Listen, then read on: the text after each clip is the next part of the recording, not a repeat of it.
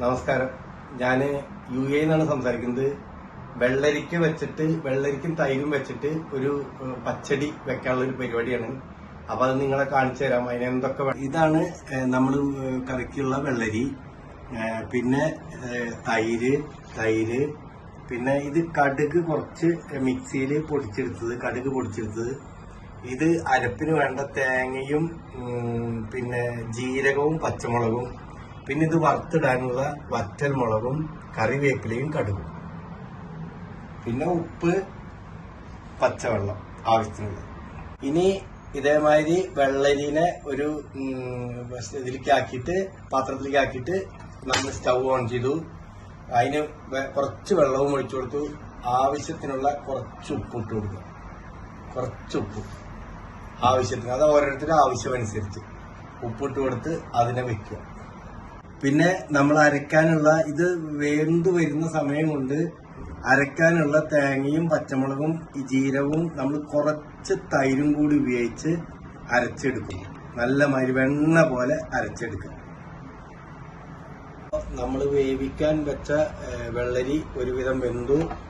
വെള്ളമെല്ലാം നല്ല പോലെ വറ്റിക്കുക. ഒരുവിധം നല്ല മാതിരി വറ്റിക്കുക. വറ്റിയതിന് ശേഷം നല്ല മാതിരി വെള്ളം വെന്തിട്ടുണ്ട്. വെള്ളരി നല്ല മാതിരി വറ്റിയതിന് ശേഷം തീ വളരെ കുറച്ച് വെക്കണം ഈ സമയത്ത്. കാരണം അല്ലെങ്കിൽ തൈരാണ്, അറിയാലോ, എല്ലാവർക്കും അറിയുന്നു വിചാരിക്കുന്നു, തൈര് വളരെയധികം പിരിഞ്ഞു പോകും. ഇനി നമ്മളുടെ അരപ്പ് ചേർക്കണം.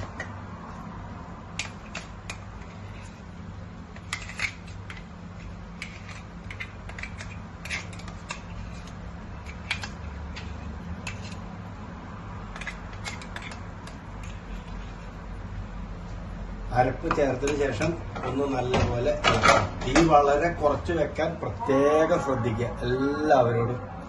നാളെ പരീക്ഷിക്കുമ്പോൾ ഇത് ചെയ്തിരിക്കണം.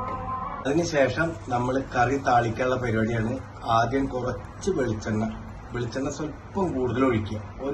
കൂടുതൽ വെച്ചാൽ ഒരു 1.5 ടീസ്പൂൺ. എന്നിട്ട് ഞാൻ നേരത്തെ കാണിച്ച ഈ ഐറ്റംസ് എല്ലാം, കടുക്, വറ്റൽമുളക്, വേപ്പില, അത് ഇതിലേക്ക് താളിച്ചിടുക. ഈ അരപ്പ് ചേർത്തത് ഒരുവിധം ഒരു 1-2 സെക്കൻഡ്, 1.5 മിനിറ്റ് ഒന്ന് വേവിച്ചതിന് ശേഷം ഞാൻ നേരത്തെ പറഞ്ഞ കടുക് പൊടിച്ചത് കുറച്ച്, അതാണ് മെയിൻ ഇതിലേക്ക്. അത് കുറച്ച്, ഒരുപാട് ഇടണ്ട, ഒരു കുറച്ച് അതേപോലെ ഒന്ന് ഇടണം. അതാണ് ഇതിന്റെ മെയിൻ.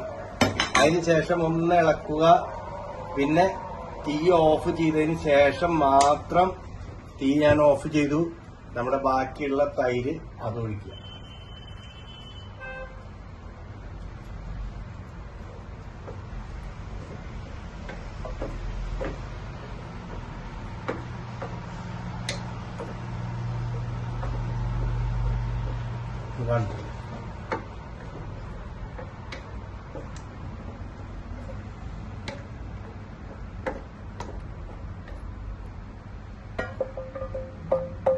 അങ്ങനെ താളിക്കാനുള്ളത് എല്ലാതും ഒന്നുകൂടി കാണിക്കാം.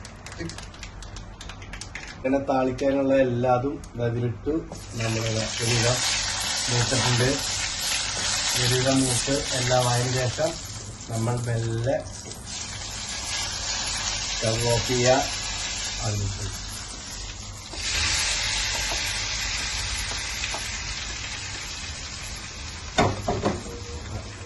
അതിനുശേഷം 5 മിനിറ്റ് നേരം മൂടി വയ്ക്കുക. 5 മിനിറ്റ് നേരം മൂടി വയ്ക്കുക. ഇതാണ് നമ്മുടെ കറി. എല്ലാവർക്കും ഹാപ്പി ആവും.